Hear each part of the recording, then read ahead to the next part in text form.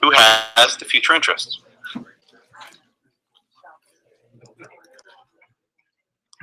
All right. Hi, everyone. Welcome back. Welcome back. We start? Okay, good. Any questions before we start? Anything on your minds? Anything bothering you? Anything lingering? What? No? No? Okay. So today's class will probably be a little bit different. I'll be lecturing a lot more than usual. You'll get my book spiel. I've given this talk, I can't even count how many times. I haven't given it as much recently because the book's now almost 2.5 years old, but it comes back to me every time I do it. So this is well polished, as they say in the business. But I hope you'll enjoy this. But don't worry, there'll be times where I'll call on you, but for the first part, I will give you the background history of the case. So any questions before we get started? So the case of NFIB versus Sebelius. NFIB is a National Federation of Independent Business. Is the crowning jewel of the federalism topic. It brings together in a, shall I say, unprecedented fashion, everything that you've learned the past few weeks. It has the commerce power. It has necessary and proper power. It has the taxing power. It has the spending power. It involves the commandeering doctrine. It involves federalism, the separation of powers. It involves the role of the courts in our three systems of government. It brings everything together in a way that every time I read this case, I say to myself, did this really happen? It's remarkable. I've read this case probably more than any other human being on planet Earth, or close to it. I'll go and close to the record. And every time I read it, I'm like, wow, this really happened. And each year that I teach it, as we move further and further away from 2012, it becomes more historical. Like, oh, this is some case that was decided. But for me, at least, this case was more than any other case in your book. It really altered the course of our country in ways that I don't think even to this day people quite appreciate. And even with the passing of Justice Scalia, reading his dissent, the joint dissent, took on an even deeper gravity from my perspective. So the Affordable Care Act case is really not just a story about the Constitution, but it's a story about the clash of all three branches of our government. It was about the president with his signature law aiming to reform our healthcare system. It was about the Congress that was able to enact this law due to supermajorities in both houses. And ultimately, it was about the Supreme Court, which was called on to decide the constitutionality of the Affordable Care Act and its individual mandate. But ultimately, this is a story about our Constitution and the role that the courts play in our system of government. And there are so many lessons to be learned and gleaned from this case. I sincerely hope you read the entire thing, entire opinion, but now I give the edited down version because it's a little bit further in the past. So our story begins with healthcare in our country. Healthcare is an interesting dynamic due to something called the healthcare paradox. So in 2009, before the ACA was enacted, a lot of surveys were done. And people will be asked, do you think the American health insurance system needs to be changed? And for the most part, people said yes. They said, yes, it can be improved. We need to make things better. But a second question was asked. The second question was, are you happy with your health insurance? And 85% of Americans consistently said, yes, I am happy with my health insurance. Herein lies the paradox. People are happy with what they have, yet they also want to change. Well, those two goals are not consistent. If you want to change, you will not keep what you have. And if you want to keep what you have, you cannot change, right? This is simple logic. So this was the paradox against which the Affordable Care Act was being debated. How can we persuade the American people to support healthcare reform if, for the most part, 85% of them are happy with their coverage? And a key lesson was learned from an experience in the early 1990s. In 1993, shortly after President Clinton was elected, First Lady Hillary Rodham Clinton, she was still Rodham back then, I haven't seen her, Rodham doesn't seem to be used anymore. First Lady Hillary Rodham Clinton was charged with reforming our healthcare system. And she came up with this proposal, what became known as the Health Security Act. And the Health Security Act did a lot of things. But one of the things it would have accomplished would be to require employers to provide health insurance, and would also guarantee virtually all Americans access to some sort of free or subsidized health insurance. But as a consequence of this, there would also be controls. People who had certain types of policies that didn't meet the government standards would not be able to keep them. This is not a particularly confusing topic. When you want to make healthcare available to more people, you have to reduce the cost. And to reduce the cost, you have to reduce coverage. This is really simple economics, which most people will never think about. So the leading attack on what became known as Hillary Care were these commercials, the Harry and Louise commercials. Has anyone in the room ever seen these or even know about these? No, okay. They were aired, I vaguely remember them. They were aired in the early 90s, 93, 94. These were commercials with this Midwestern couple, Harry and Louise. And they were sitting around the kitchen table reading this, this thick book, right? There was no PDFs back then, right? So this thick Health Security Act book. And, the wife goes, I don't know, Harry, what do you think about this plan? And the husband goes, well, I like my doctor. I like my plan. I don't want to change it for this government sponsored health insurance. I don't want any of this. These were perhaps the most effective commercials of all time. The unpopularity numbers of Hillary Care skyrocketed in less than a year, due in large part to these commercials, which ran, nonstop throughout all of TV and radio, and they were in print, and they were everywhere. So what happened? Hillary Care never made it. Never even went to the House for a vote.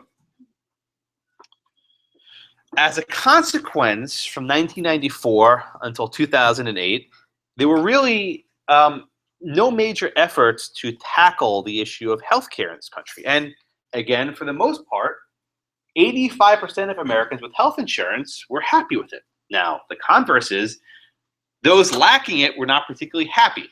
And those who had it, and the other 15%, were usually very upset with it. Health insurance often had limitations on how much could be spent over a lifetime. Certain people who were sickness and had various pre-existing conditions could be denied coverage. There were many things that people didn't like, but for the most part, most people were healthy. Most young people were vibrant and didn't need it. There wasn't much of a need. So in 2008, when President Obama he was actually elected in 2008, when he was inaugurated in 2009, he made his first priority healthcare reform. Now, one little factoid, President Obama shares a record with Franklin Roosevelt, and you watch my videos. And the record is that he's the only president to take the oath of office 4 times. 4 times? How could that be? So on January 20th, 2009, I remember I was listening to this on the radio at the time, Chief Justice Roberts and President-elect Obama were going over the oath. And I don't know if you've ever actually done this, but someone says, repeat after me, I, Barack Obama, whatever. You break at certain points.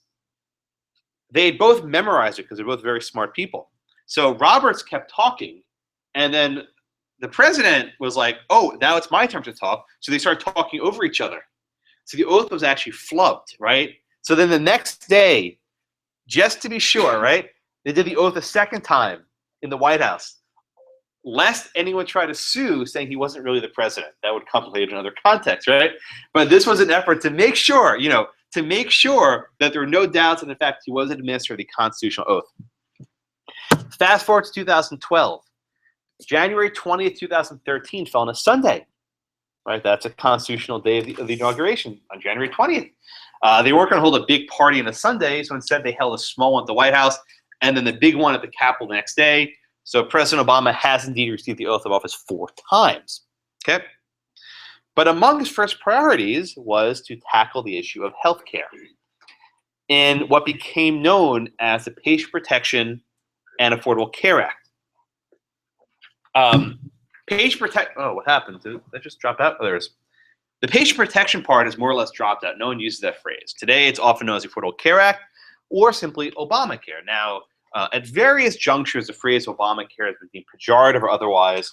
A number of years ago, the president was asked in an interview, do you like the phrase Obamacare? And he said, you know what? I like it. Want to know why? Because I care, right? He actually said this.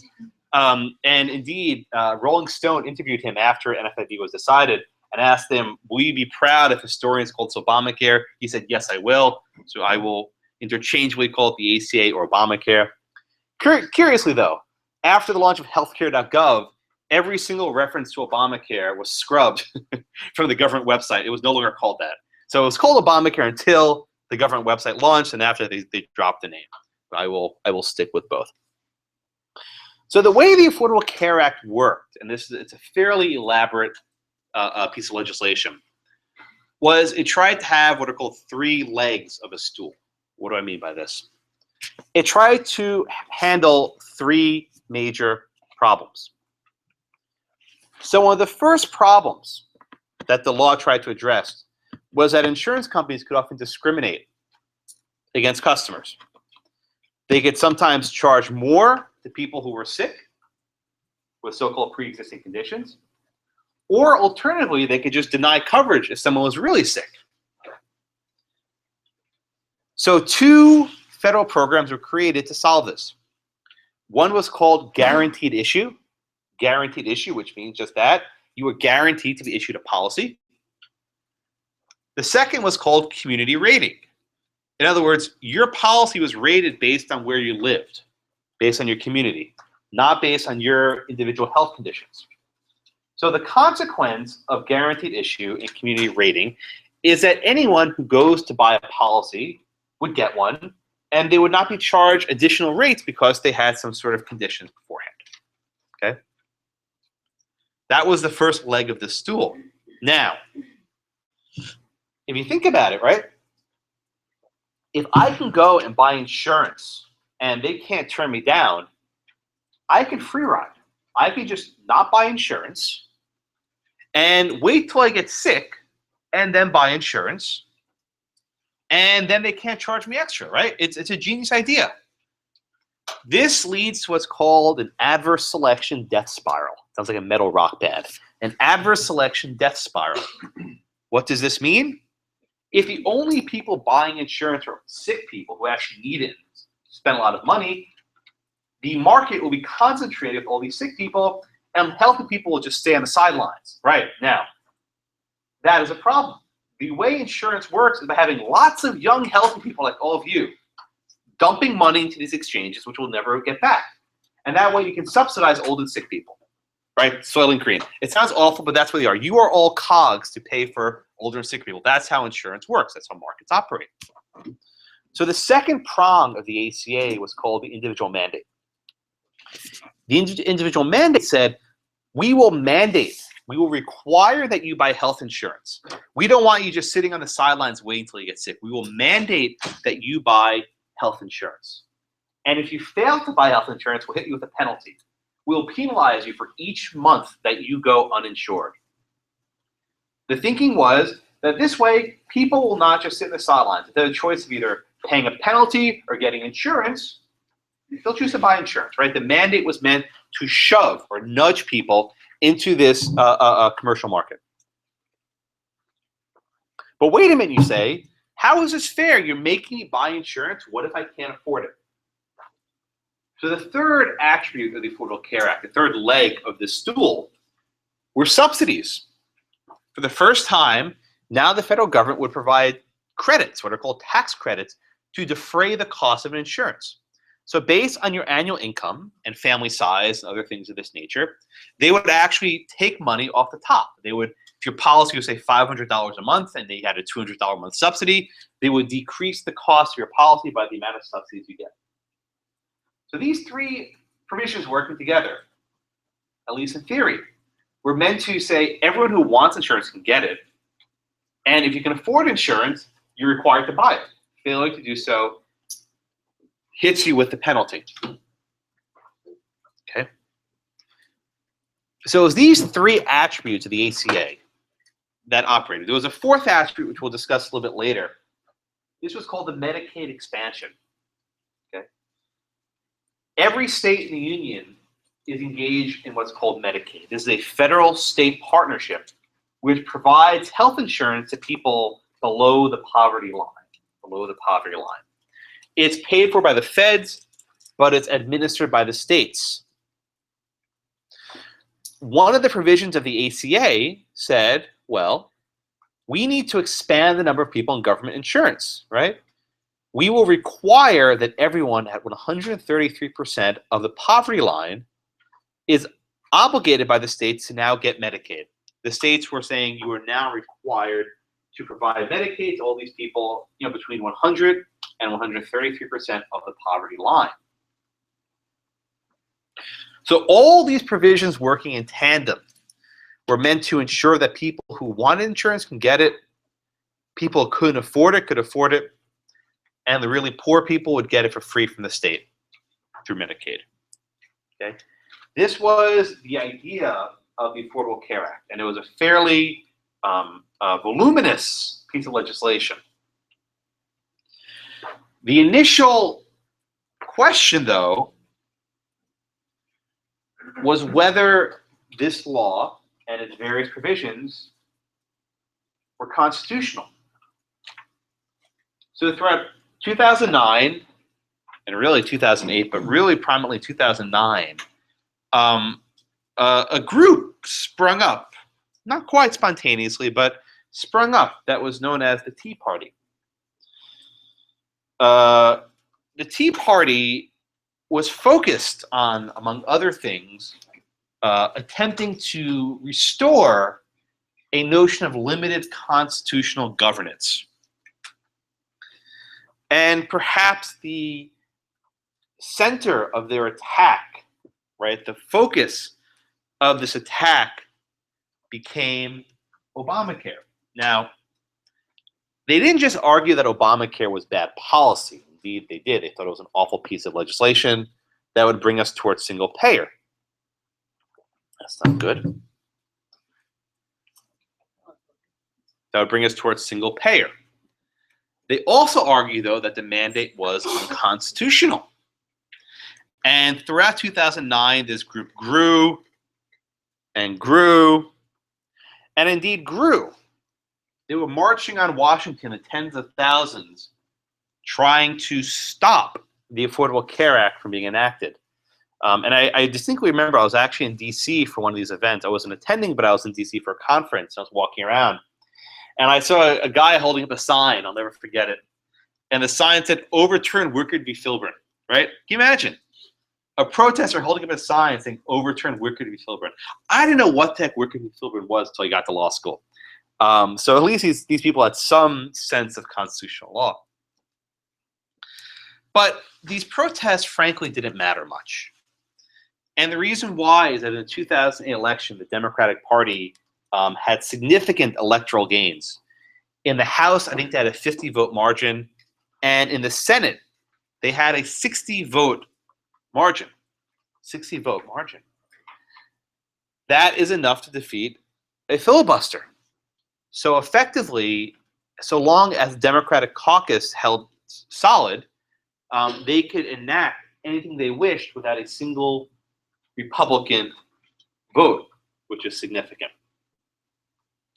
So herein became the Patient Protection and Affordable Care Act. The bill logged in, depending how you count the pages, around 3,000 pages. No one in the Senate read it before it was enacted. Indeed, the sponsor of the bill, Senator Max Baucus from Montana, admitted as much. He basically said, "Why would you want me to read it? That's a waste of time. There are other people who can do that." So no one actually ever read the bill, which I suppose is not much of a problem anymore. But the issue with the ACA was complicated. Okay, why was it complicated? The senators realized that in order to push this forward, they would start the bill in the Senate. Send it to the House. The House would send it back to the Senate, and then they would have a committee to try and iron out the kinks and the details. So on December 24th, 2009, Christmas Eve, it was the first time the Senate had met on Christmas Eve in, I think, almost 70 or 80 years. Can't remember the exact number. The Senate voted on a straight party line vote, 60 to 39. One Republican wasn't there, but it didn't matter. 60 to 39 to enact this ACA. Okay. No, I think it's turning off. Let me try this again. 60 to 39 to enact the Affordable Care Act. What happened next, though, is surreal. Let's try this again. In the summer of 2009, in August of 2009, Senator Ted Kennedy of Massachusetts, right, a longtime liberal ally of the Senate, had died. This is Senator Kennedy. When he died, the Democrats' 60th vote became up in the air. Now, the governor of Massachusetts could appoint a temporary senator to fill the seat.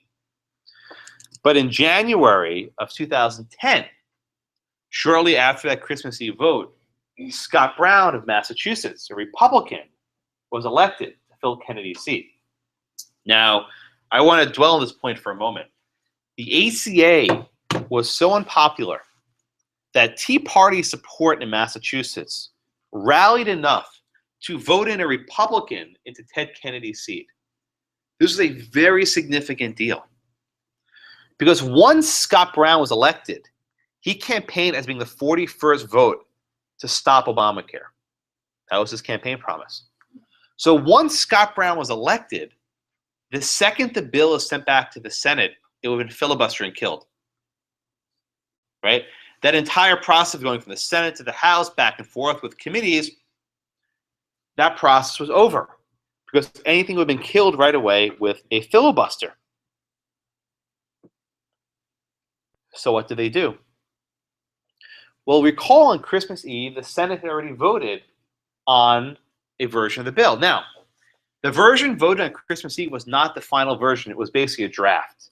There were lots of errors and things that weren't complete and things that just weren't done yet. But that is what they had to go with. The Affordable Care Act we have today was never intended to be the final version of the bill. It was literally a draft. And there are a lot of provisions that were meant to be worked out in conference later. They never got there because of Scott Brown's election. So we're basically living with a beta of the law. So then what was the strategy? So Speaker Pelosi decided that the way they can accomplish this is by making sure that the bill never goes back to the Senate. So the easy way, in terms of whatever Minority Leader Boehner at the time would have said, would be just have the House vote on the Senate bill, right? If the House votes in the Senate bill, they both vote in the same provision, and then the president can sign it. But again, the problem was the bill was in draft form, and the House had to make certain changes to the bill. So what happens next is somewhat tricky. This cartoon explains it in a somewhat complicated manner. But there's something called budget reconciliation. This is parliamentarian wonk stuff. What budget reconciliation means is that when the House and the Senate are negotiating over a finance bill, something that raises revenue, the votes in the Senate are not subject to the filibuster. Okay? So through this reconciliation process, the House made significant changes to the ACA. I'm not talking cut out a line here and add a line here. If you can imagine, they took the entire 3,000-page bill, they deleted it, and they put a new 3,000-page bill in its place with lots of different provisions. Because this was done under the budget reconciliation process, there was no requirement for the Senate to have a filibuster, and the Senate wasn't able to vote on it on a party line vote with less than 60. So through this parliamentarian chicanery, Speaker Pelosi was actually able to bring it up for a vote, a different bill than the one that the Senate had enacted. Now, this was a final vote on March 21st, 2010. The date seared into my mind. And I want to draw a couple points of attention to this final vote. The first vote is this. If I move it quickly enough, I can actually make a 0. Not a single Republican in the House voted for the Affordable Care Act. Now, you can describe this a couple different ways. One of which is that the Republicans, were obstructionists. They wanted to undo this law. They were trying to stop it all, call it fair characterizations. But the other consequence in the long term of the 0 is that roughly half the country was opposed to the law. Roughly half the country disliked the law before it began. And this is a very rocky footing by which a government attempts to reform a significant portion of the United States economy, with roughly half the country wanting this thing to go away. Indeed, there were actually even 34 Democrats, many of whom were permitted to cross the aisle and vote no to try to save their skins for the next election. And the final vote was 219 to 210. Never before in modern American history has there been a law of this significance passed on a straight party line vote. Social Security, Medicare, Medicaid, Civil Rights Act, Americans with Disabilities Act, you name it. These were all passed with bipartisan support, all of them, top to bottom. The ACA was not. The president and leadership made a determination that it's more important to pass it, and we'll worry about the details later. 6 years later, we're still grappling with that decision. Now, the bill went to the president signed it, and then a cool piece of trivia, I think there were 23 separate pens, you can see right there. And it's tradition that the president gives one of these pens as a souvenir to people involved in the law. So instead of having just one pen, he has 23. He signs the signature with one pen, another pen. He keeps doing different parts of signature with different pens to hand them out. So he can claim that I had one of the ACA pens. But the president's smiling. And at this time, people thought, well, shucks, we lost the legislative battle. But this only started the legal battle. Within 20 minutes of the president's signature drying, lawsuits were filed across the country challenging the constitutionality of the Affordable Care Acts. Not even 20 minutes later, they were already in court. This was a very concerted effort. If you want to read about it in the book, I'll talk about it later. But there was a very significant effort to stop this. So what was the constitutional argument about why the ACA was unconstitutional, right? How did the ACA violate the Constitution? So we start, of course, with a case I discussed, I think last week, with Wickard v. Filburn. By way of review, Wickard held that Congress can regulate activity that has a substantial effect on interstate commerce. Congress can regulate economic activity that has a substantial effect on interstate commerce. That is the case even if the activity is intrastate, right? Farmer Filburn's wheat never left his farm, let alone left Ohio. The court held, yes, that Congress can regulate this activity, right? Which gave a fairly expansive reading to the Commerce Clause. The next case, which is relevant, I didn't mention too much in class, but I'm going to talk about more now, was Gonzalez v. Raich. Angel Raish had advanced forms of tumors, and the only treatment that helped her was medicinal marijuana.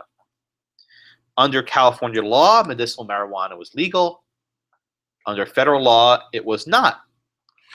So Raish argued, and she was actually represented by Randy Barnett, a professor now at Georgetown, who wrote the foreword for my book. Barnett argued to the Supreme Court that this case was different than Raish, different than Wickard. He wasn't trying to overturn Wickard. He said this case was different. How is this case different?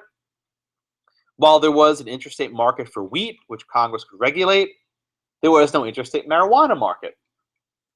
So the majority opinion rejected this argument. The majority opinion upheld it.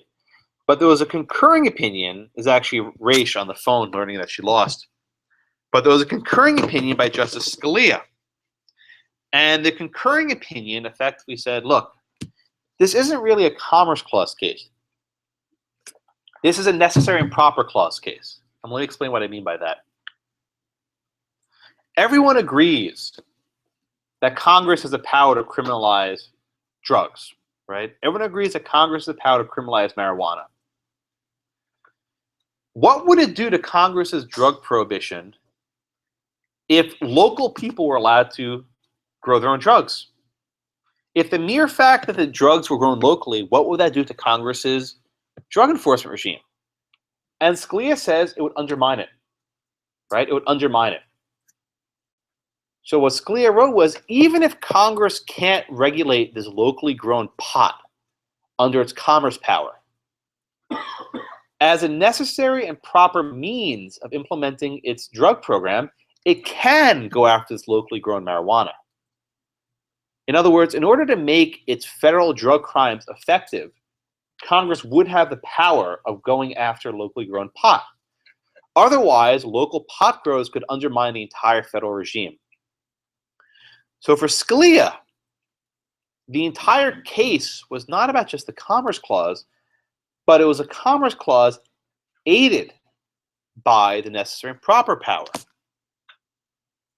Right? It was really the necessary and proper power which gave Congress the additional oomph needed to get to this locally grown marijuana. Okay? So, as the ACA was being debated, right, there were debates whether this law was constitutional. And one of the scenes I described in my book took place at the 2009 Federal Society Lawyers Convention at the Mayflower Hotel in Washington, D.C. I was at that point about 3 or 4 months out of law school. I was a law clerk. I was fresh. And I did what I often do at these conferences, is not watching the panels or whatever, but the fun stuff is to wander the hallway and try to talk to people and try to interact with people and try to, gain, knowledge by learning and talking to people. And there were a number of lawyers milling about in November 2009. This is before the Christmas Eve vote. And they were saying, we gotta think about this Affordable Care Act. And I remember this conversation clear as day. And someone said, Josh, is this thing unconstitutional? I'm thinking, well, of course it's constitutional, right? I mean, if Congress can regulate a marijuana that's grown locally, why can't they regulate, health insurance? They said, well, they're making you buy health insurance. And I said, well, yeah, but you're engaged in some sort of economic activity. Of course Congress can regulate this. And, this conversation is going back and forth. And one lawyer says, I had a blog at the time, Josh, it'd be great if as a blogger you could write about this. I'm like, well, I can't really write about it now. I'm clerking and whatever else. And then actually Randy Barnett walks into the scene and, they're talking and talking and Randy agrees to put together a white paper on this. Now, what most people don't know is that actually the white paper was based on an idea from a law student at Case Western Reserve University Law School in Ohio. And there was actually a student there. And he had read a lot of these Commerce Clause cases. And he made a very astute observation. In every single case where the Supreme Court discusses regulation under the Commerce Clause, they always discuss regulating economic activity. Okay? For example, in Wickard, The court used the word activity. They said they're regulating the growing of weed. In Lopez, right, the gun-free school zone case, they said that possessing a gun was not economic activity. In Morrison, they said domestic violence was not domestic activity. And in Raich, the court said that growing marijuana was an economic activity. The insight from this experiment was to say in every single case, we're talking about activity. Now, if I put on a constitutional law exam in 2008, could Congress require people, let's say, to buy broccoli, right? Could Congress require people to buy broccoli? Or Stewie Griffin, or on The Simpsons, right? Or even worse, could Congress require someone to buy a car? I don't know that my answer would have necessarily been no. I would have said that this is merely an incident of the commerce power. Maybe there might be some sort of liberty interest in making people buy stuff. But why can't Congress make you buy health insurance? And the insight from this white paper was to suggest that in all the cases where Congress discussed regulation, it was always involving commercial activity. So the key insight was this. The individual mandate was not a regulation of economic activity. The individual mandate was a regulation of economic inactivity. That is, Congress was not requiring people who were already active in the marketplace.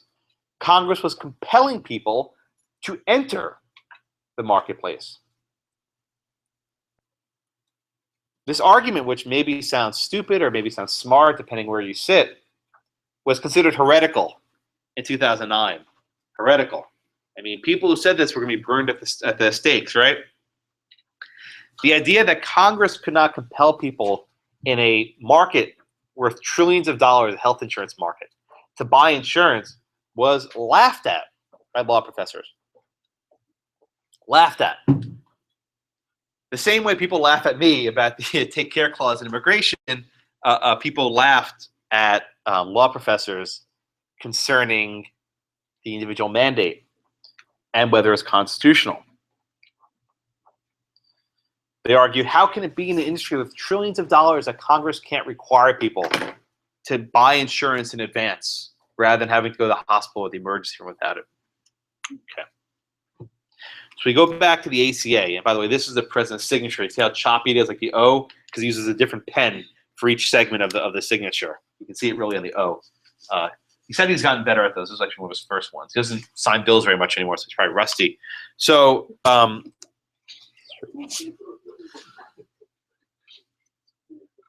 executive orders have the auto pen. So there's actually an interesting question about the auto pen, though. If you know what an auto pen is, an auto pen is basically a machine that has a pen in its arm and can draw a signature exact facsimile. There's actually a question of whether the president signs something with an auto pen, whether it's valid.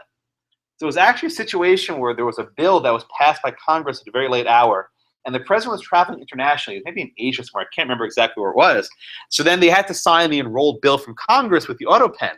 And there was a distinct question whether that was actually a valid signature. Now, there's a legal opinion saying it is. It probably is.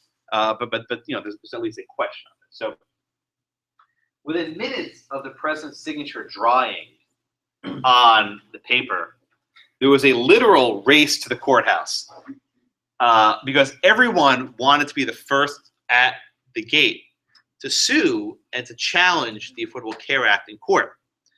Again, these lawsuits were laughed at. They were scoffed at. These were saying that maybe, you know, these would never go anywhere. One of those naysayers was myself. I distinctly remember it on my blog in 2009, or was it 2010? I can't remember. I wrote a bunch of New Year's predictions. And I said, there's no way the Supreme Court ever takes the Obamacare case. No way in hell. I stopped doing predictions after that one. As Yogi Berra said, it's very hard to make predictions, especially about the future. And at that point, I stopped making any sort of predictions. So one of the first lawsuits was filed in the Eastern District of Virginia in Richmond by former Attorney General Ken Cuccinelli, who's actually an alum of my law school. And again, they challenged the Affordable Care Act as being in excess of the Congress's commerce powers. The most amazing part about this is that he won. He won. Judge Henry Hudson in Richmond ruled that the individual mandate was not a regulation of commerce, but actually compelled people to engage in interstate commerce. And that was a power that Congress lacked. Congress lacked the power to do that. Interestingly, he upheld the rest of the ACA and said the rest of the ACA can operate without the mandate. We'll get back to that later. This decision put the argument about the ACA's unconstitutionality on the wall. There's this expression that says, that argument's off the wall. It's crazy. But when a prominent law professors make some arguments, there's weight there. When state attorneys general file a lawsuit, that gives it some gravity. And then when a federal judge makes a ruling, that makes it the argument is not ridiculous any longer. Once the judge ruled that the mandate was unconstitutional, it became much tougher for pundits to say that this argument is insane. That didn't stop them. They said it anyway, right? But when you have a judicial opinion, that makes it legitimate. Much the same can be said about the immigration case last year. At the outset, I was one of the few law professors who said it, but then the judge is like, oh, wow, maybe there's some merit here. But the next big case wasn't in Virginia. It was in Florida. Virginia was somewhat idiosyncratic. They filed their own lawsuit because Ken Cuccinelli wanted to go to the Supreme Court. The main event was actually in Florida, where 26 states, 26 state attorneys general united to bring a massive constitutional challenge to the Affordable Care Act. 26 states, think about that. Half the states in the union filed suit to stop Obamacare. Roughly the same states that sued to stop the Deferred Action Program. Curiously, Justice Scalia during oral arguments asked Paul Clement, his former law clerk, Mr. Clement, were all the states that brought these challenges Republican? And Clement says, I haven't checked, Your Honor, but I suspect so. Indeed, I think there was one independent, but these were all conservative attorneys general who brought this challenge against the Affordable Care Act's mandates. Judge Vinson's opinion in this case was, in my opinion at least, quite good. He ruled that not only was the individual mandate unconstitutional, that Congress cannot regulate inactivity. He also ruled that the entire Affordable Care Act must fall, that the entire ACA must fall. Why? Because the mandate was one of those three stools, and you could not separate the mandate from the rest of the law. Why? Imagine a situation, if you will, where people were guaranteed access to health insurance but couldn't be required to buy it. Then everyone would simply wait till they get sick to buy insurance, and that leads to the so-called adverse selection death spiral that the ACA was meant to eliminate. Indeed, a number of states, New Jersey and others, instituted guaranteed issuing community rating without a mandate. Where they instituted guaranteed issuing community rating without a mandate, they went awfully close to a death spiral. Okay. By this point, the president wasn't too happy because the signature law was just struck down by a judge in a case affecting 26 states. This was a significant blow to the president.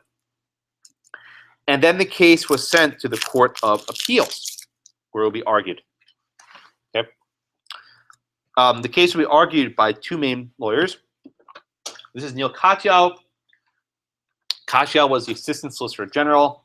Interesting factoid, even though Elena Kagan was the Solicitor General, the top lawyer, she walled herself off. She told her subordinates, I do not want to do anything about the Obamacare case. Why? Because she knew she was going to be appointed to the Supreme Court, and she did not want to have to recuse. There's actually one discussion in my book where Katyal emails Kagan saying, hey, there's this meeting at the White House about this, this important new healthcare law about defending it. Do you want to come? What was Kagan's response? What's your phone number? What's your phone number? Phone calls are not recorded for purposes of the Freedom of Information Act. Emails are. So Katyal basically ran the show for the first 2 years or so. Paul Clement, a law clerk of Justice Scalia's, was a former U.S. Solicitor General, and he's often viewed as one of the top lawyers in the country. He's had more arguments since 2000 than any other person in the world. If you want to watch or listen to good Supreme Court advocacy, go listen to him. He's the best. There's not much better. Even those who disagree with him agree on that. He's the best. So the first oral argument was in the Sixth Circuit Court of Appeals in Cincinnati. I clerked there. I got there about a month after this case was decided, so I had no involvement in it. And in something of a shock, although it was upheld, Judge Jeffrey Sutton, who was actually a George W. Bush nominee, did not vote to invalidate the ACA. And this was seen as a good sign that, even a conservative Republican-appointed judge, Sutton was a Scalia clerk, voted to uphold it. This is the happy Obama picture, and he was very happy with this decision. But then the case went to the 11th Circuit Court of Appeals in Atlanta. This was the appeal from the Florida judgment. This is where the rubber hit the road.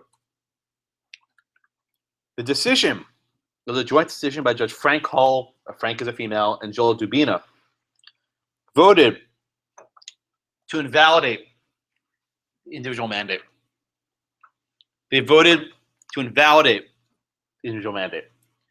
They held that the mandate cannot be justified under the Commerce power. It was actually decisions released on my birthday, so in August 13, 2011, I remember it was my birthday, and this came out, so happy birthday, Josh, right? Sure.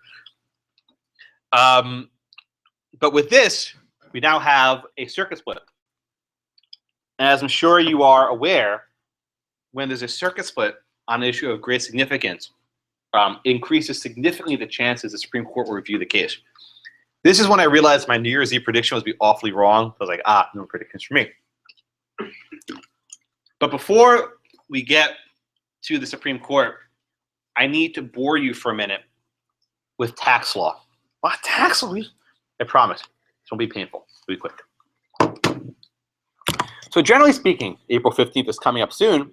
I hope everyone will, oh, by the way, everyone go vote today. It's your duty. I don't care who you vote for. Go vote. Your other duty, as I say, death and taxes, comes up in April 15th. You all have an obligation to go pay your taxes. Now, what happens if you disagree with the IRS about how much taxes you owe? It happens all the time. Can you go to court and sue the IRS, say, you know what, I don't owe you this tax money, and then litigate the case for the next 10 years, and then after a judge tells you, okay, fine, you have to pay? That's not how things work.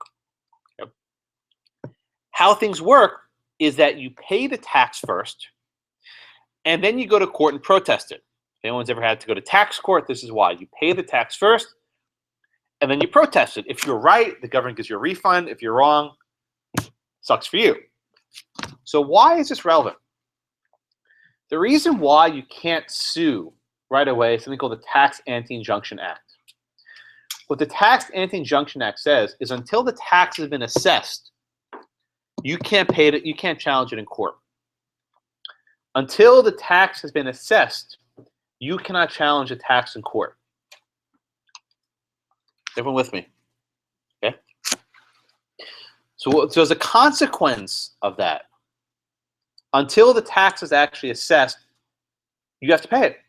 Now, the lawsuits against the ACA were filed in 2010. The individual mandate did not go into effect until 2014. But why is that relevant, Josh? What tax? What are we even talking about? A tax?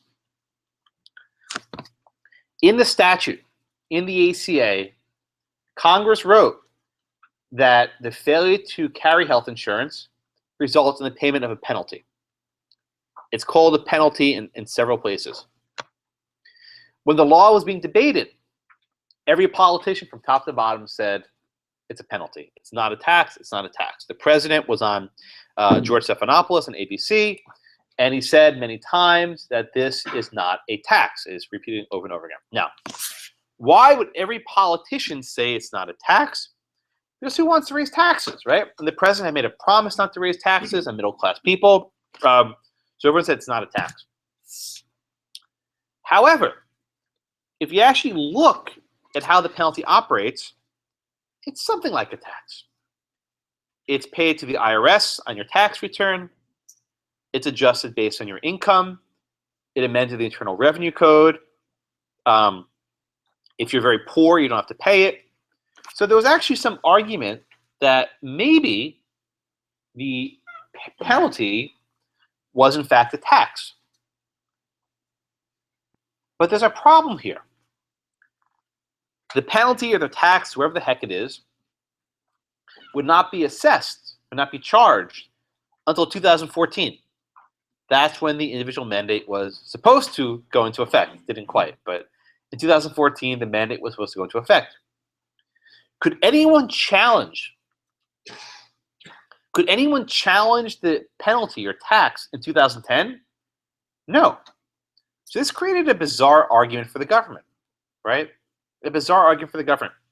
If they were to say that indeed we're talking about a tax here, the correct remedy is to dismiss the suit and file it again in 2014. However, in 2014, Barack Obama may not have been president anymore. I mean, hindsight he was, but there's no guarantee.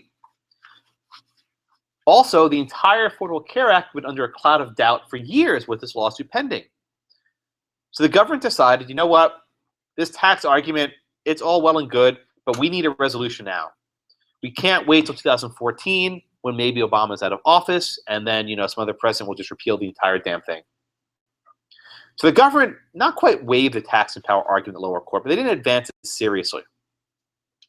Why? Because it would screw up the Anti-Injunction Act argument. Okay. So we move then on to the final Court of Appeals when this man, Solicitor General Donald Verrilli, was confirmed to replace Justice Elena Kagan on the SG's office, Solicitor General's office. And the final Court of Appeals to rule on this was the D.C. Circuit Court of Appeals. And there was a decision by Judge Brett Kavanaugh. Brett Kavanaugh was George W. Bush's White House counsel. And Judge Kavanaugh voted to say, look, we can't resolve this case now because of the Tax Anti-Injunction Act. This doesn't kick in until 2014. Come back in a couple of years. But the consequence of that decision was the ACA survives. But there was one portion of Judge Kavanaugh's opinion that drew the attention of the government. And Kavanaugh said, look, this statute is definitely labeled a penalty. But if we just, change it a little bit, right? Revise it, and we just change the label penalty to tax, this law is perfectly constitutional. There is no constitutional difficulty had we just called this a tax. He admits Congress did it, but he said, look, if we just read it differently, it may be enough to uphold it. This reasoning made an impact on the government. They recognized that the way to save the Affordable Care Act is through the taxing power. Because you'll recall, in cases like the license tax case and otherwise, Congress can tax activity or even inactivity that they cannot regulate through the Commerce Clause. The taxing power is far broader than the commerce power. Congress can reach local activity and indeed local inactivity through the taxing power that they cannot reach through the commerce power. I think I mentioned this anecdote last week in class, but when President Roosevelt's Labor Secretary, Francis Perkins, was considering Social Security, he went to Justice Stone, Harlan Fix Stone, and she said to him at a tea party, Mr. Justice, I'm worried about the court invalidating Social Security. How can we regulate commerce within a state? Within Social Security, it's one state. And the justice leans in, goes to his ear and whispers, the taxing power, my dear, is all you need. And indeed, once again, the taxing power, this broad, capacious authority, would provide the rule of decision in NFIB versus Sebelius. So again, the president was happy. So after 4 courts of appeals, 3 had voted to uphold it, one had voted to strike it down, but that necessitated a Supreme Court review. And indeed, this was the 9 justices. The justices will soon have to take another picture. It just occurred to me they'll need a new picture soon. It's their tradition to always take a new picture whenever the composition changes, and everyone moves up one seat. So I'll be sad when that one comes out. And here are actually some photographs from after Justice Sotomayor's investiture, with Scalia smiling in the background, and all the justices are there, smiling, cheering, but they would not be smiling and cheering for long. And the reason why is that soon the Supreme Court and the president would have a collision course of monumental significance. And really, we're talking about a collision between Chief Justice John G. Roberts Jr. and President Obama. And perhaps the first flashpoint between the Supreme Court and President Obama occurred at the January 2010 State of the Union. I don't know if any of you remember this, but in January of 2010, the Supreme Court decided the case of Citizens United versus FEC. This is a case that's been misunderstood perhaps more than any other case in modern history. The case did not open the floodgates and allow corporations to spend limited amounts of money. It simply said that in a certain time period before an election, the government could not stop independent groups from, spending money on certain advertisements. The actual issue in Citizens United was this group wanted to make an anti-Hillary Clinton movie called Hillary the Movie.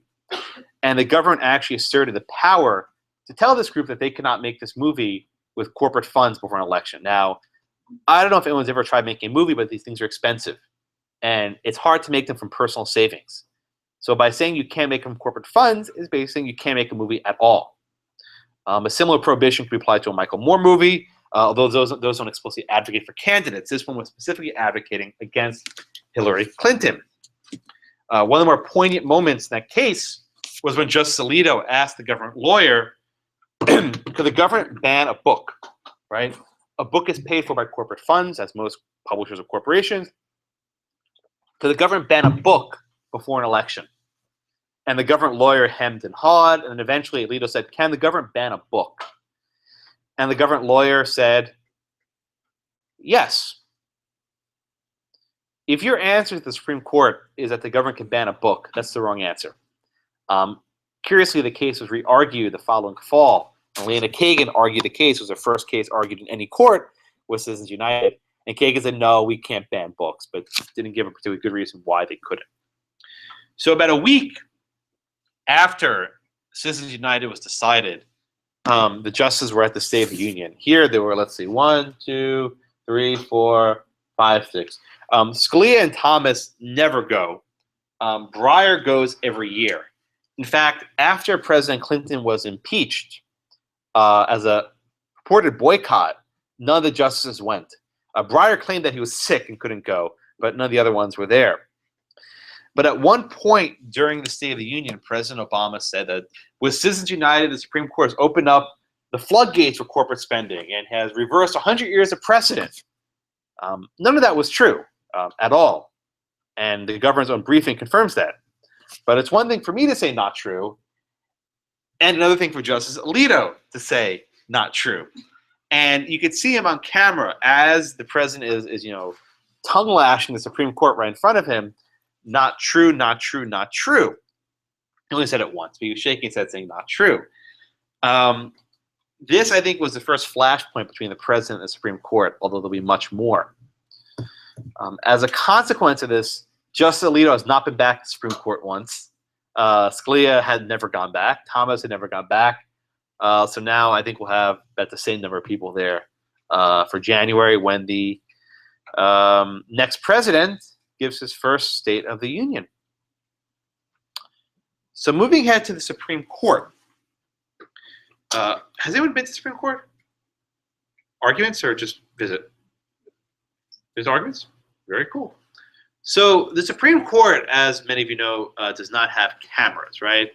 There's no way to watch it unless you're present. And the court does not sell tickets. The only way to get a ticket is What office? You went with Well, not all of us are that special. But for most of us, the only way to get in is to wait outside. Every morning, the Supreme Court gives out 50 tickets around 6 a.m. And the way to get there is to basically camp out overnight. And I've done this 3 or 4 times. I thankfully don't do this anymore because I now remember, well, I'm actually getting sworn into the Supreme Court bar in about 2 or 3 weeks. So I'll be sworn in and then I don't have to do this anymore. But I've done this many times as a law student and afterwards where you camp out. And it's an awful experience. Sitting in the middle of March in a snowstorm while you're trying to get tickets is very, very uncomfortable. There are no bathrooms nearby. You have to walk to Union Station, which is about a 15-minute walk. It's really cold. And I'll give you a pro tip. Every morning around 3 a.m., the sprinklers come on. It is a refreshing wake-up call in the middle of March as there's rain coming down to get blitzed with this sprinkler system. But it's an awful process. So for the Obamacare case, the first person online, if I remember correctly, waited about 90 hours outside. She brought a tent, a sleeping bag, a bunch of DVDs. I'm not even sure how she charged her thing. But she was watching a lot of things. It was not Netflix and chill time. It was very cold. I was not at the arguments for the Obamacare case. I was working. I was clerking. I could not take off 4 days to sit online, although I kind of wish I was there in hindsight. So the case was argued, and in many respects, it was a circus. There was all people protesting on the sidewalk. Now, the actual case itself was so significant that they broke up the arguments for the course of 3 days. Most Supreme Court decisions are argued in 1 day. Each side gets 30 minutes. This case was not your run-of-the-mill case, so it was broken up over 3 days. On day number one, on Tuesday, the court considered the Tax Anti-Injunction Act question. The court considered whether they could hear the case now or whether it would have to be paused until 2014 when the mandates, tax, whatever you want to call it, went into effect.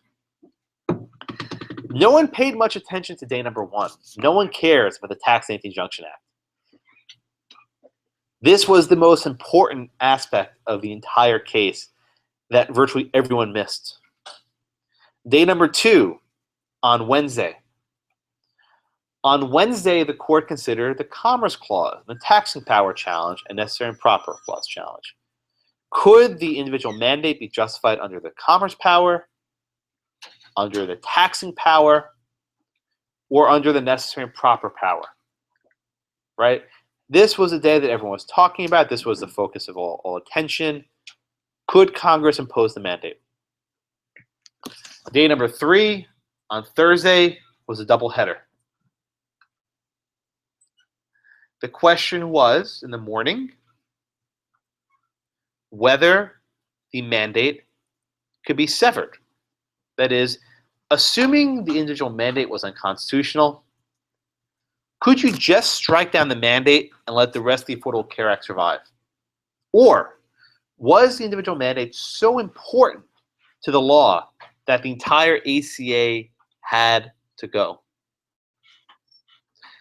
On the afternoon of Thursday, the second part of the doubleheader, the court considered the constitutionality of the Medicaid expansion. That is, could Congress condition the state's expansion of Medicaid on withholding all of their money? Was it coercive for Congress to condition the states expanding Medicaid on the threat of withholding all Medicaid money? These four arguments, which I think totaled nearly 6 hours by the time everything was said and done, were probably the most rigorous Supreme Court battle in recent memory. It was really remarkable. If you want to listen to the arguments, I've done that a number of times. But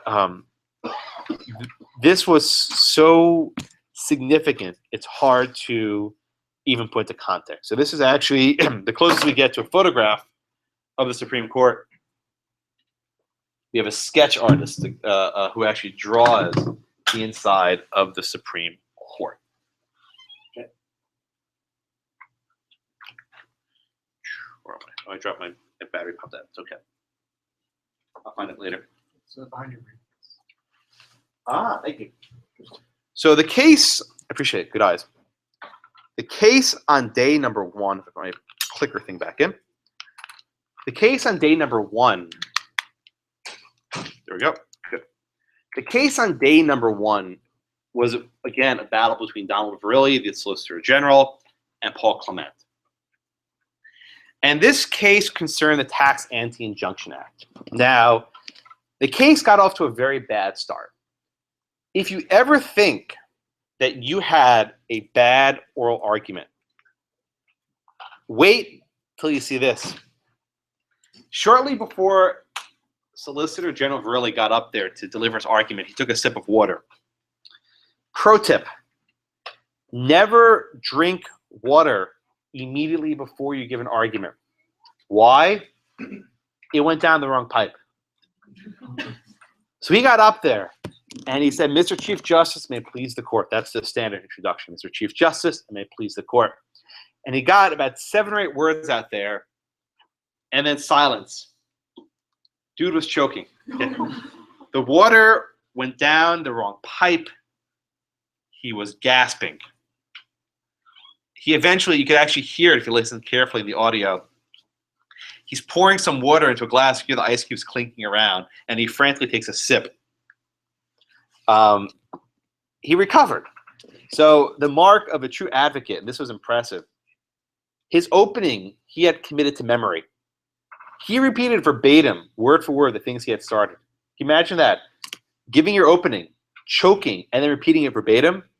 That's talent, right? I mean, that's skill. That's really hard to regain your composure. And Solicitor General Verrilli had a very distinct and discrete task to accomplish. The task that he had to accomplish was to demonstrate that there was no individual mandate. Wait, what? Verrilli had to demonstrate to the court that there was no individual mandate.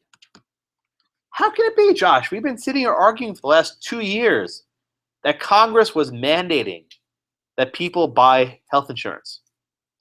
So this was the government's strategy, which I've praised to much consternation of some colleagues, but this was a government strategy that worked. Now pay attention to this. The government argued that there was no mandate to buy health insurance. Rather, failure to buy health insurance resulted in the payment of a tax. There was no mandate to buy health insurance. Failure to buy health insurance resulted in a tax. And let's break this down for a second, right? Where does Congress get the power to impose a penalty from? From the Commerce Clause. So the challenger said the government lacks the power under the Commerce Clause to mandate the health insurance purchase and pay a penalty. The government said, that's not the way of looking at it. This isn't a penalty based on the commerce power. It's a tax based on the taxing power. And for those who fail to buy health insurance, the only consequence is a tax. And the government made this representation during argument, which was critical. The government said, failure to buy health insurance is not a crime. You're not going to go to jail for not having health insurance. If you were a prisoner on release and you're on parole and you don't buy health insurance, you're not going to break parole. Okay? There is no consequence of failing to buy health insurance other than being assessed a tax. And indeed, and I've mentioned this to a few students, the government can't even collect this tax. If any of you fail to pay the Affordable Care Act's penalty, the government can't collect it from you. All they can do is withhold it from your tax refund. So if you're not due a tax refund, good luck collecting, because they can't. They can't put a lien on your property. They can't garnish your wages. They can't do anything. The Solicitor General argued that in all respects, This is not a penalty. There's no penalty actually involved. This is merely taxing those on those who fails by health insurance. This is the argument that won the day.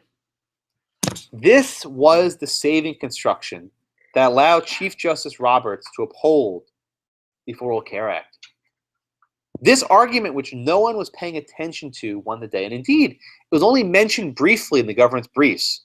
Oh, but it was mentioned during arguments. And the Solicitor General made this point a number of times, over and over again. They know what they're doing, right? They know what they're doing. But this still raises the point, right?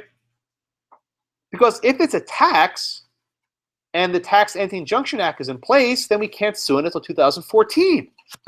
So here was the government's other major contribution. This one will make your head spin. Ready for this? For purposes of the Constitution, when deciding the constitutionality of this payment, the court should read it as a tax. However, for purposes of the statute, for purposes of the Tax Anti-Injunction Act, the court should read it as a penalty. The same payment should be read as a penalty for purposes of the statute, but as a tax for purposes of the Constitution. Therefore, the court would have jurisdiction to hear it in 2010 or 2012, and the court can then uphold it as a tax. So the government's argument still makes my head spin, no matter how many times I have to say it. A provision labeled a penalty should be read as a tax for purposes of the Constitution, but the same provision should be read as a penalty, and thus a suit can be brought early for purposes of the Tax Anti-Injunction Act. The government argues, well, for purposes of a statute, Congress can classify something however they want. But for purposes of the Constitution, it's up to the court to decide what something is. So the exact same payment is simultaneously in different dimensions, both a penalty and a tax. And in fact, there is no mandate to buy health insurance. There's merely a tax on not having insurance. That is the Obamacare case, literally saying on one foot. It wasn't deliberate, but if you could tell someone on one foot, that's it. And you get Rabbi Hillel fans. So that is how the case was argued on day one. And for all these people said, oh, Chief Justice Roberts made this stuff up. No, it was there. Just no one was paying attention. It was there. Every time I read this case, I cringe like, oh, I missed it. I missed it. Hell, I didn't pay any attention to the Tax Anti-Injunction Act. I was like, I don't care about this. Let's go to the Commerce Clause, right? That's where it's at, right? Wickard and Raich, that's all I care about. So I'm taxing power. I don't care about this tax stuff. And unfortunately, far too many people did the same thing I did, and they ignored the taxing power argument. So on day number two, we moved on to the taxing power and the commerce power argument. And on day number two, Solicitor General Verrilli, who did not drink any water for his own sake, didn't do very well. And the difficulty with his argument on day number two has to do with what's called a limiting principle. A limiting principle. What do I mean by that? What we saw in Lopez and Morrison, that Chief Justice Rehnquist said, if Congress can regulate, a gun in a school zone that there's no proof it moved in interstate commerce, what can't they regulate, right? There's a slippery slope style argument. The argument here is much more poignant. If Congress can regulate an activity, that is, if Congress can compel people to engage in economic activity, once you're in the stream of commerce, to borrow from Asahi, by the way, you now realize why a stream of commerce is used. It's about interstate commerce. Oh, right. Yeah, there it is. Once you're in the stream, I love connecting things for you. Once you're in that stream of commerce, so to speak, Congress has the full power to regulate you as an individual. Congress can fully regulate everything you do once you're in the stream of commerce. But the challengers argued, not buying insurance, right? Not having insurance means you're not in that stream of commerce. You're not engaged in commercial activity. If indeed Congress can make you engage in commercial activity, they can then regulate anything you do. Once you're engaged in commerce, Congress can do whatever they want to you. So the argument was, Congress can't force you, they can't nudge you, they can't shove you into commercial activity. And this raises the question of limiting principle, right? If Congress can do this, what else can they do? And Justice Scalia, may God rest his soul, asked about broccoli. There was a brief period where I wanted to make the cover of my book a crown of broccoli. I'm very glad I didn't. But I actually did a mock-up cover at one point. I'm very glad I abandoned that idea. But Justice Scalia asked during arguments, broccoli makes us healthy. Can Congress make you buy broccoli? Now, interesting thing about the broccoli horrible, as Justice Ginsburg describes it in her dissent, it was originally Brussels sprouts. The very first instance I found was in the district court by Judge Vinson in Florida, and he used Brussels sprouts. I guess that was his least favorite green. But I suppose broccoli came up. Why broccoli? Well, I hate broccoli. So I think it's because of this case, I can't eat broccoli anymore. I get this sick feeling. It's true. I used to like, I stopped eating it years ago. I was actually at a steakhouse in Chicago a few months ago. and you know, the guy was saying, would you like broccoli? I was like, no, I don't like broccoli. Like, why? I was like, Obama. I was mostly joking, but I was at a steakhouse in Chicago. The guy looked at me funny. But yeah, and I stopped eating broccoli. I can't. But famously, President George H.W. Bush, a scion of Houston, right? He hated broccoli, and he said, now that I'm president, there'll be no more broccoli in Air Force One, and henceforth with no more broccoli in Air Force One. Scalia also asked, could Congress make you buy a car, right? Say General Motors is in bad shape, and Congress says, well, if you want to buy a car, it has to be a GM vehicle. Or Congress says, how about they mandate gym memberships, right? People aren't healthy. If people go to the gym, they'll be healthier. Why can't they mandate a gym membership? Now, Justice Ginsburg offers several responses to this in her dissent. Ginsburg says, for one, health insurance is unique. People can go their entire lives without eating broccoli. Me, right? People can go their entire lives without getting in a car, right? They don't need to. But Ginsburg says everyone at some point will need health care. At some point, as Lord Kane said, in the long run, we're all dead. At some point, we all die, we all become sick, we all need care, and we'll need this sort of care. So in fact, this is really just a way of paying for your health care in advance. Now to this, the majority replies, there's a difference between health care and health insurance. We will all need health care at some point unless we're instantly cremated by a bus that blows up in front of us and we never go to a doctor, right? We all need health care. We will not all need health insurance, right? Not all of us will need insurance. Some people may choose to self-finance their insurance.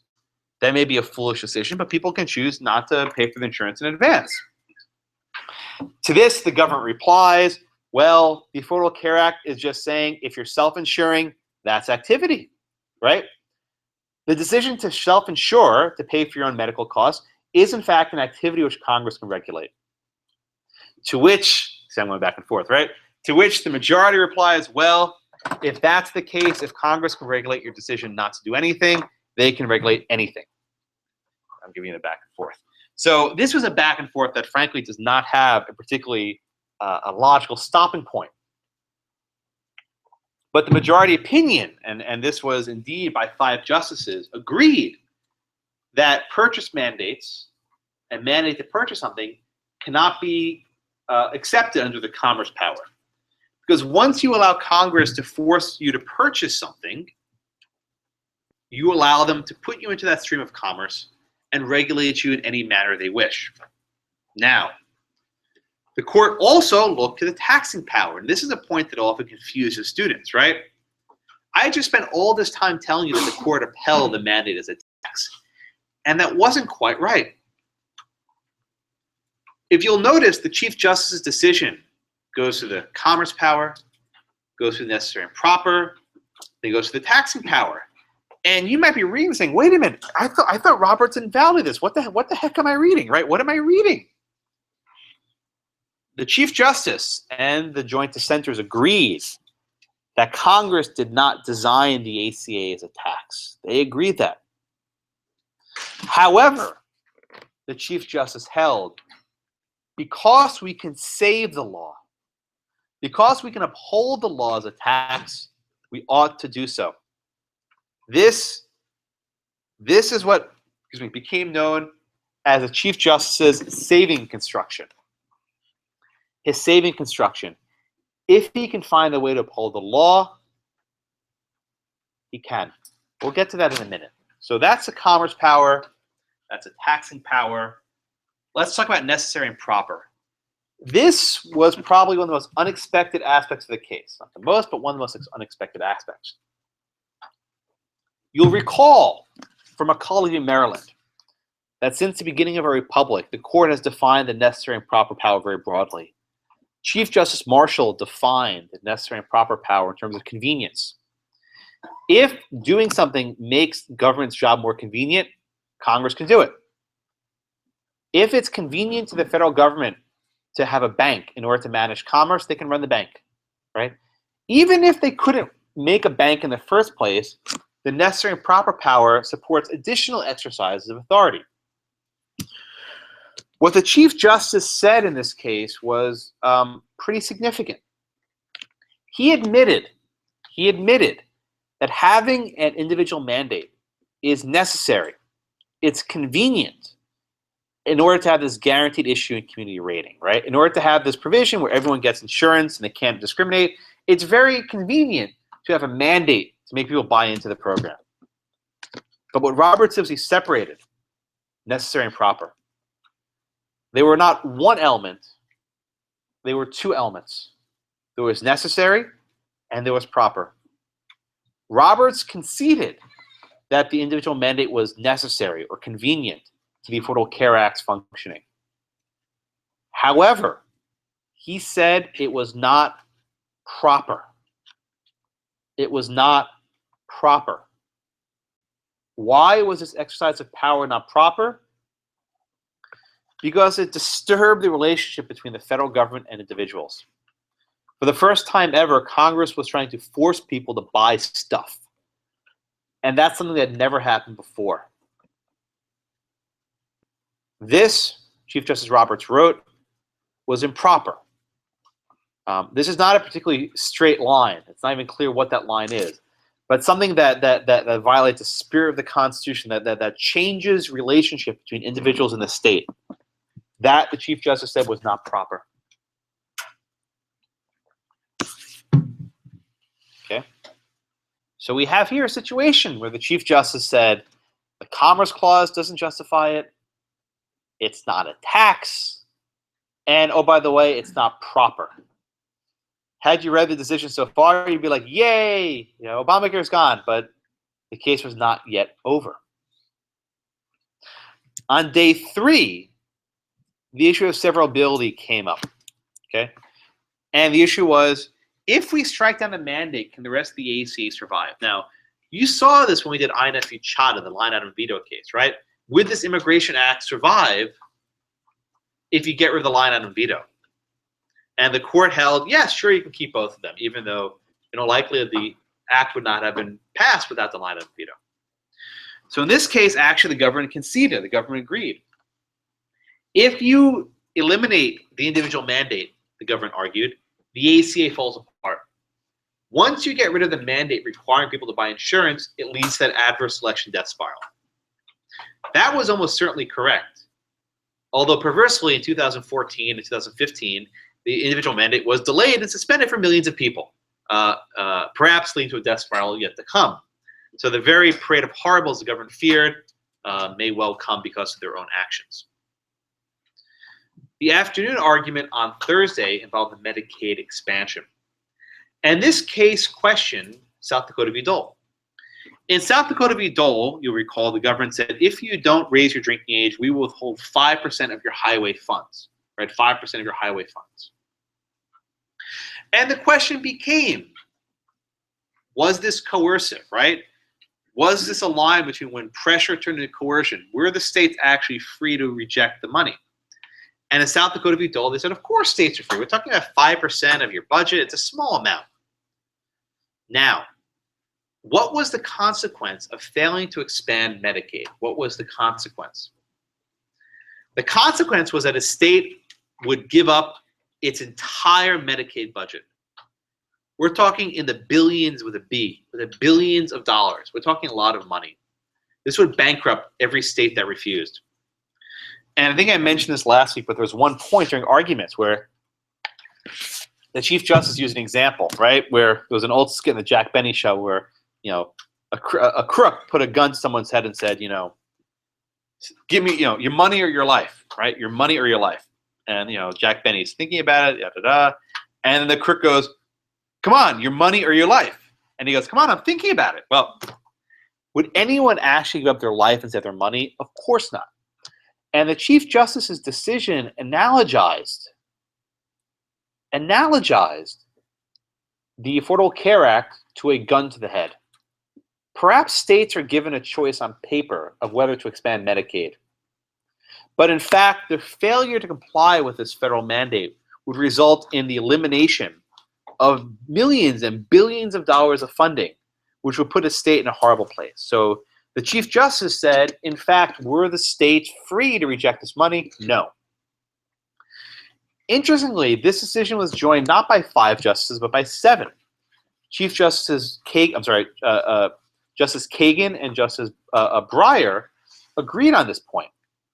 Now, why did they agree? There's speculation abounds. But the Chief Justice, once again, did not stop there. As I say, he always finds a way to break my heart, and he found a way to break my heart once again. I feel like I have Stockholm syndrome with the Chief. I have to keep sympathizing with my captor. It's true. Stay tuned till this June. He's going to break my heart again. I'm a jilted lover. It's true. So what did the Chief do here? He said, well, you know what? States have a choice, right? Rather than saying that this condition is coercive, if states accept it, if states opt in, if states want to participate in this Medicaid expansion, they can. If states don't, they can't be forced to, and they can keep their pre-existing funding. So here we have yet another saving construction.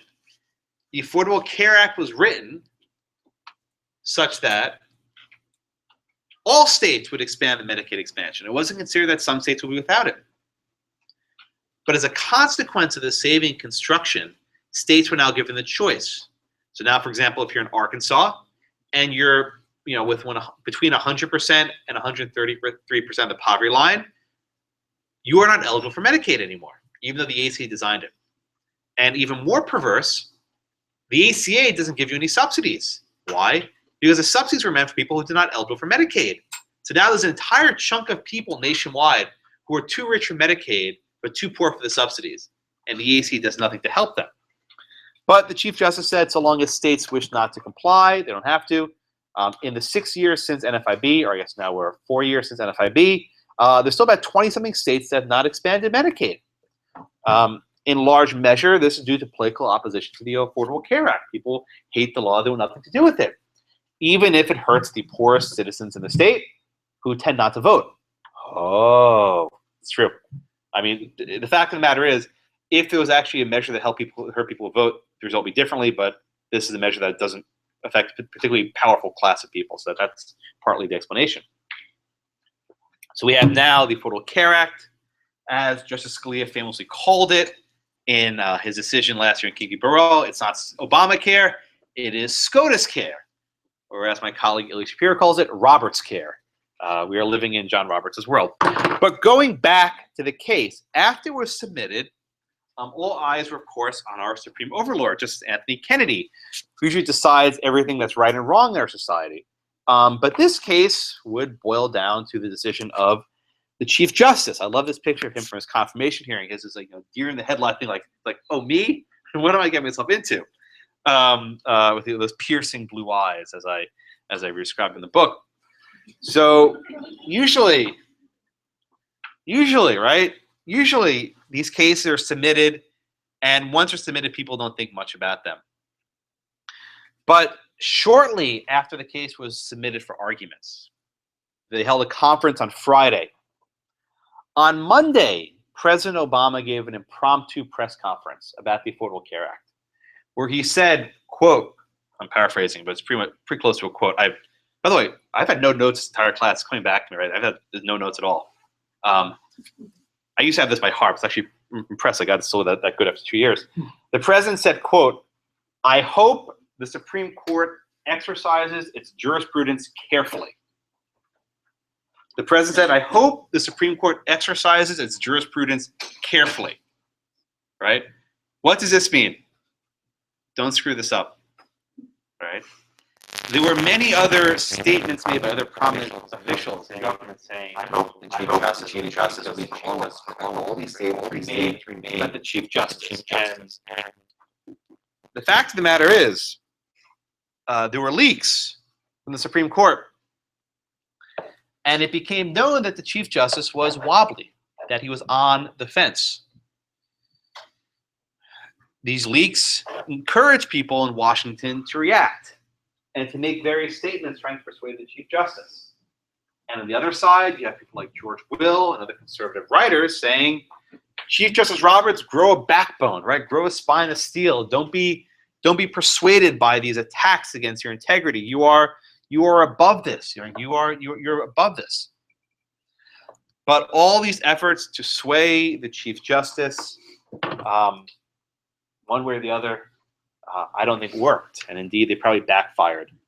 So by April, it became clear that the Chief Justice would vote to uphold the Affordable Care Act. He would vote to uphold the Affordable Care Act. But the manner in which he did it was very odd. Usually when you're a judge and you say, there are two reasons why the law is unconstitutional, and one reason why it's constitutional, right? We go straight to the reason why the law is valid, and we skip everything else, right?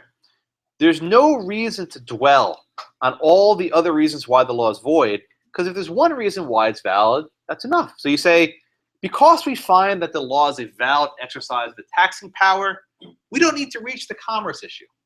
We don't need to reach the necessary and proper clause issue, right? That will be a model of some sort of restraint. But as you read, and read part of it indeed, there were nearly 30 pages of the Chief Justice's opinion explaining why the individual mandate violates the Commerce Clause, why it violates the necessary and proper clause, and why it's not a tax. But then, like revelation from on high, right? Like Moses getting the commandments, we get this saving construction. And we learn that because the penalty can be construed as a tax, it should be saved on that basis.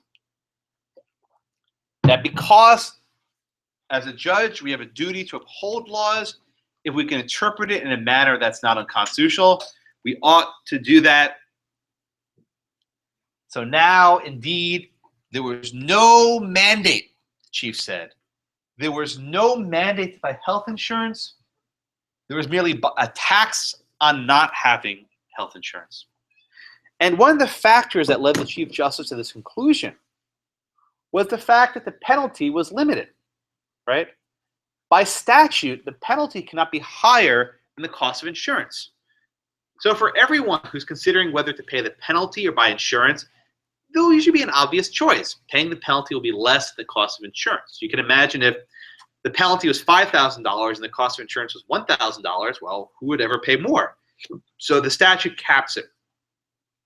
Additionally, the statute does not allow Congress to criminalize it, right? This is why I like this cartoon. There's no crime involved with not having insurance. It's merely a failure to pay tax. Of course, if you don't pay the tax, the government can't collect it from you. All they can do is withhold it from your tax return. So the Chief Justice says, even though it's called a penalty, and the president said it was a penalty and everything else, in all respects, it operates as a tax. Therefore, I'll uphold it as a tax. What about the Tax Anti-Injunction Act? Well, for purposes of the statute, it's a penalty, but for purposes of the Constitution, it's a tax. If that sounds familiar, it ought to. This was the exact argument the government brought forward and the exact argument on which the court upheld it. There was a joint dissent by Justices Scalia, Thomas, Kennedy, and Alito. You don't see joint opinions very often. I think in the rest of the class, we have one or maybe two others. They were very upset. And from a personal perspective, The one time you get Kennedy on your side, willing to rule in a way that perhaps you'd like, the chief broke your heart again. It happens without fail. So the first part of the joint dissent, which is not really dissent at this angle, agrees with the Chief Justice that the law cannot be justified under the commerce power, under the necessary and proper power, or under the taxing power. But what's striking is that even though the joint dissent, at this point, the joint opinion, says the same thing, they do not even cite Roberts. They don't even mention Roberts. And this gave rise to some speculation that they were mad at him. I don't believe this, whatever, but they didn't cite him. Roberts, if you note, does cite the joint opinion with a blue book symbol. He says, accord the opinion of Scalia, Kennedy, Thomas, and Alito. So the majority opinion by reference, by blue book signal, agrees. Therefore, there were 5 votes for the Commerce Clause opinion. There were 5 votes for the Necessary and Proper Clause opinion and 5 votes for the taxing power decision. My suspicion is that Chief Justice hoped that this portion would provide some sort of fodder for the future, that in some future case you could limit federal power. I don't see how it's possible. My reading of the opinion is that it only prohibits purchase mandates. Anything short of that is not covered. The opinion also agreed that the Medicaid expansion was unconstitutional. However, in this point, the joint dissent said you can't let states opt into it. If it is indeed coercive, you cannot rewrite the statute. The joint dissent charges Roberts with rewriting the statute in 2 respects. First, they charge him with rewriting the mandate. They say it is not a tax, it's a penalty, and you can't uphold it on that front. Second, the joint dissent charges the Roberts with rewriting the expansion, saying there's nothing here allowing states to opt out. It's either all or nothing. Let Congress fix this, not the courts. Justice Thomas had a dissenting opinion, which was unfortunately omitted from your book, where he says once again that I would reconsider all of our modern Commerce Clause jurisprudence. I'll just note on Justice Thomas for a minute. He made headlines yesterday, but for reasons that are probably wrong. Justice Thomas doesn't ask questions during arguments. In fact, he had just celebrated the 10th anniversary of asking no questions during arguments. People said this was disgraceful, whatever. The arguments are a sham. But yesterday, he asked a series of questions in a case involving whether a person who commits a misdemeanor of domestic violence can be forever barred from using a gun. Usually, when people commit a misdemeanor, their constitutional rights are not affected. If they are, it's expected for little time. Thomas asked a government lawyer, how can you deny someone the right to bear arms indefinitely? The government did not have a good answer. Thomas knows that his positions won't garner five votes. He knows that. But by making these statements and asking these questions, he forces other people to respond to them. And I'll humbly submit more than any other justice, Justice Thomas is moving the agenda in ways people don't even appreciate. It's very subtle, but when he says something and it's not answered by the other side, it lets people think, well, maybe he has a point. So when his positions aren't even addressed by the other justices, he wins. So I suspect now that Justice Scalia is not here, he may be speaking up a little bit more. And I hope he does so because he has a lot of interesting things to say. Justices Kagan and Breyer, as I mentioned, agreed in all respects with the dissent with the other two liberals, Ginsburg and Sotomayor, except Kagan and Breyer agreed with Roberts that the Medicaid expansion was unconstitutional. They wrote that was coercive. They also agree that states can opt out. Justices Ginsburg and Sotomayor alone said that the entire ACA was constitutional. All provisions of it were valid. That the entire thing was awesome. And Ginsburg compared this to Social Security and other New Deal programs. She was directly trying to harken back to the period before the New Deal, where the courts would routinely frustrate Roosevelt's agenda. And Ginsburg calls the opinion retrograde, that it brings us back to a time of the Commerce Clause long ago. But ultimately, in the end, Ginsburg writes, the ACA survives unscathed. That was the word, unscathed. That, for the most part, the law survives. Somewhat of a surreal moment for me on a personal level. I had a conference. So the opinion came out, I think it was on a Thursday. And I had a conference in London on Friday, the day after. And I knew the decision would come out that Thursday morning. I knew this months in advance, right? So I deliberately booked a flight to leave O'Hare Airport in Chicago. If you've ever been there, horrible airport. The flight was supposed to leave around, I think, 11 o'clock Eastern time. Supreme Court decisions come out by 10 o'clock Eastern. So, okay, great. You know, I'll download the opinion. I'll read the thing on the plane. When I land, there was no wireless back then for international. When I land, I'll have the entire opinion under wraps. It'll be awesome. So I get on the plane, I'm boarding, and, you know, the opinions start coming out. And then I noticed that they closed the door much earlier than they usually do. I'm like, uh-oh. For the first time, perhaps in recorded history, an international flight from O'Hare was going to take off early. So it was almost 10:30, right? And it was 10:30. I'm like, oh my God. And then my girlfriend was sending me the opinions because I didn't have the wireless. So she's like emailing me the opinions. And I get the first one, right? And it was a case I didn't really care about. Free speech case, fine. And then the second one comes in, okay? And then, I swear this is actually true. I'm waiting.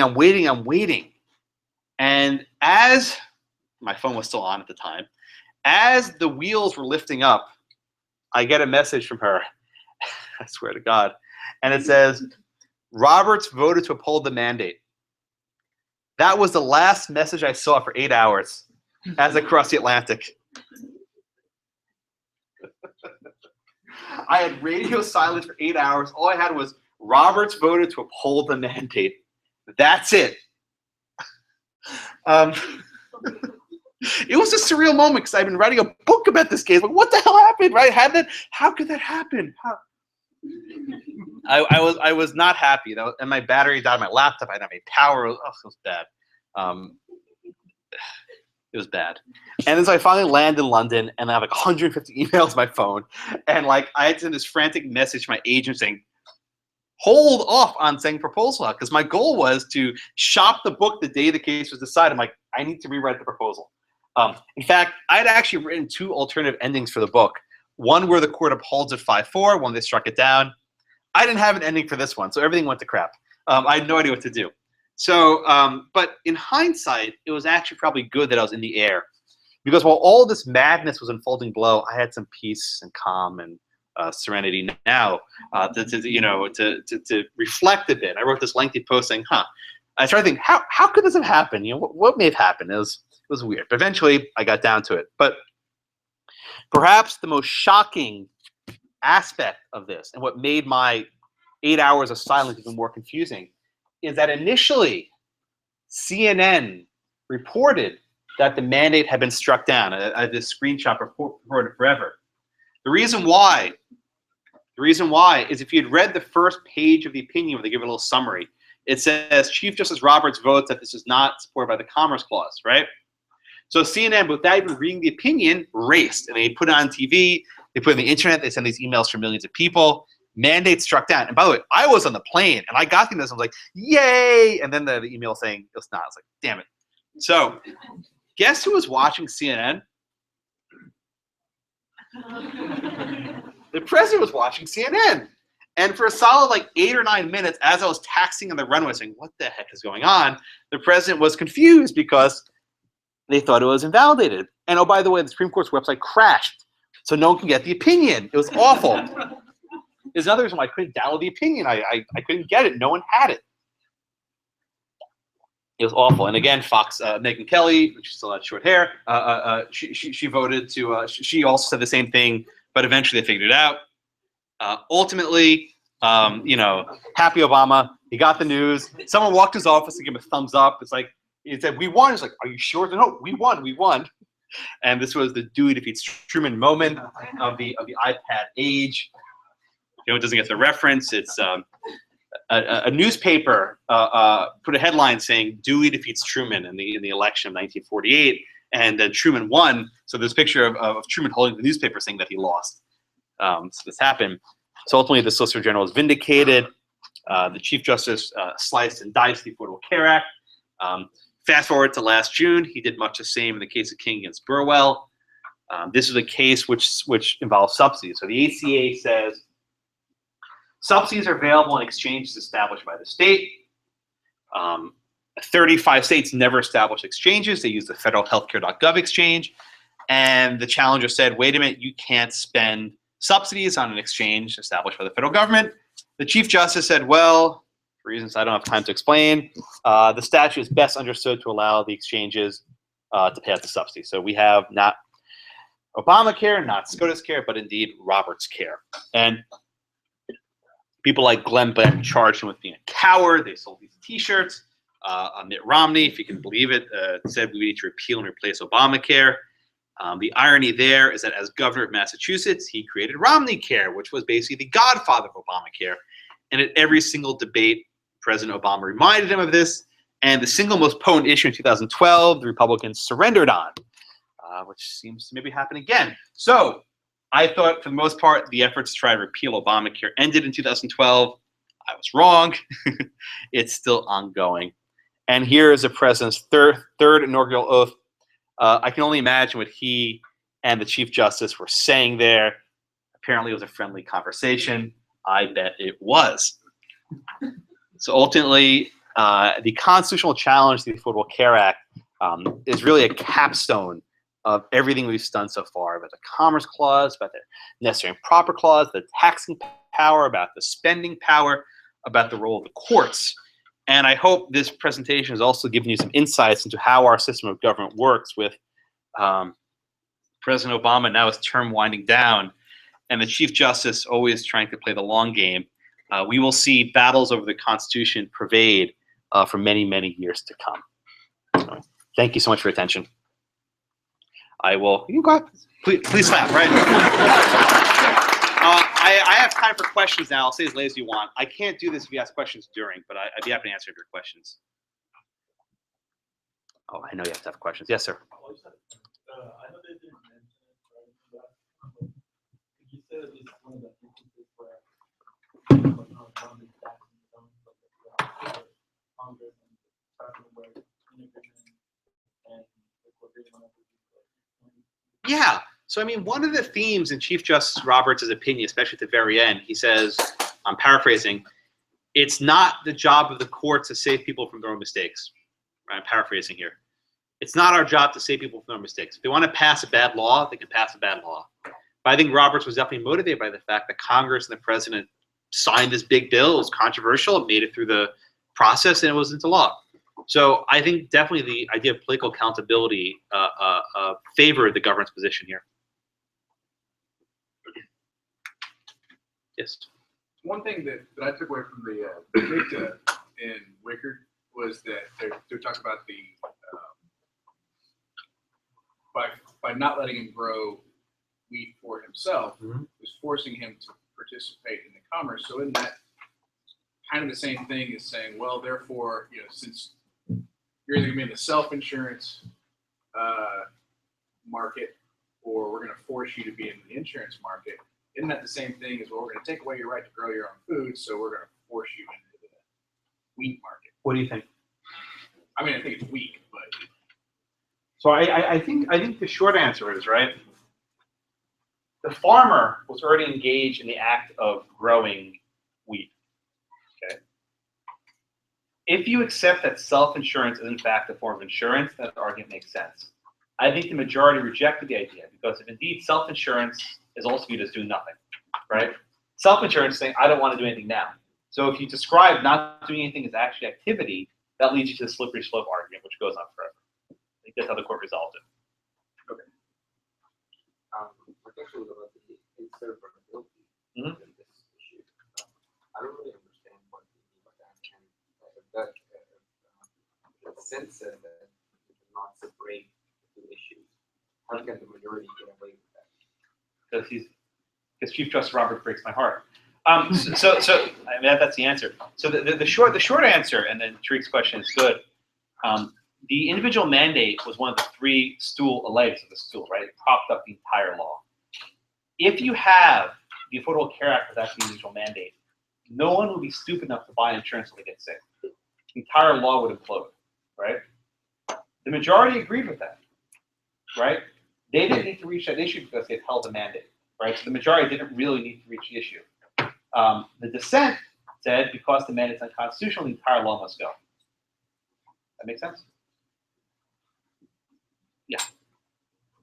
Mining, whoever wants. So doesn't the saving construction approach just kind of remove the incentive to provide subsequent history, What do you mean subsequent history? like they did with what case was it, where they go back and try to explain, here's one where Lopez? The gun case? Yeah. Well, let me answer the question a different way. If you're Congress, right, you don't want to ever call something a tax, because if you call it a tax, it's unpopular. What does this decision teach you? Even if we don't call it a tax, the court will uphold it as a tax. So why would Congress ever call something a tax ever again? So this actually creates incentives for Congress to call stuff penalties when in fact they operate as taxes. They can avoid the political accountability, but they can gain all of the constitutional defenses. Why? I mean, I just don't understand. It's a fundamental disagreement, but Drexel clearly provides that penalty in the Constitution. Well, what Robert says is this was not actually a penalty, right? It could be read as a tax because it doesn't actually penalize. If you recall the tax in Drexel, that's a child labor tax case, would basically put someone out of business. Here, the penalty was capped by statute and wouldn't be that big of an infringement. But I think the joint dissent has a pretty strong rebuttal to that as well. You gave me a class, you said that Hillary was charged with reforming healthcare. I'm not sure where I saw this, but I feel like I remember Obama initially being opposed to her reforming healthcare. So the short answer is, during the 2008 election, if you can actually imagine this, when Clinton and Obama were running against each other, Obama opposed the individual mandate. He actually had this one mailer in Ohio, I believe, which said something like, Hillary Clinton wants to make you buy insurance, right? He said, that's like making homeless people buy houses. That makes no sense. Obama attacked the mandate. The second he won the nomination, he said, oh, you know what? Hillary's ideas were pretty good. And he basically stole Clinton's healthcare plan. So I'll give you a couple of angles. Obamacare was effectively Hillary Care. All of Obama's healthcare people came from Hillary Clinton's staff. So in many respects, Obamacare is Hillary Care. In fact, in the last debate, Secretary Clinton said just as much, that this was my plan. What's somewhat perverse, though, is in 2013, after the Affordable Care Act came into effect and people started getting the cancellation notices, former President Clinton said, this is dishonest that the president had these plans canceled, don't tell anyone. When in fact it was his wife's plan that did just that. So the ironies abound with the ACA. Stay tuned for my next book. Other questions? Yes. Are there any other pending challenges against it, or did the last one pretty much? Well, I mean, the contraceptive mandate, there's still a little case called Bill Sisters of the Poor. I'll actually add argument for that in about 2 weeks. But there'll be litigation over the Affordable Care Act for a very long time. I probably have to write a third book if I have to. I don't want to, but I'll probably have to write a third book. Trilogy. If I get to the first one's called Unprecedented. The sequel is called Unraveled. And the third one may be called Undone. We'll see what happened. Followed closely by Undead for the zombie version. Anything else? Yes, ma'am. So if you don't pay the penalty and you don't owe any taxes, They can't do a thing to you. even like the next year if you do a refund? Eventually, if you have a refund, they'll take it away from you, but they can't collect it. They can't collect it from you by putting a lien on your property or garnishing your wages. So they can hold it over. Yeah, they'll get it from you, but they can't collect it from you. Yes, sir. Do you think this opens up the floodgates for Congress to allow them to just, say like, oh, if I can't get under the taxing power, destroy commerce? Yeah, I don't know about floodgates, but it definitely creates incentives for them to lie. Right? It creates incentives for them to call it a penalty, but really hope it's upheld as a tax.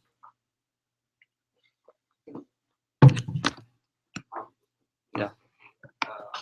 Do states have the choice or not? To expand Medicaid? Yeah. It's a choice they can make once and only once. Once they choose, they're in it forever. But for example, Texas has chosen not to, and they're not in it.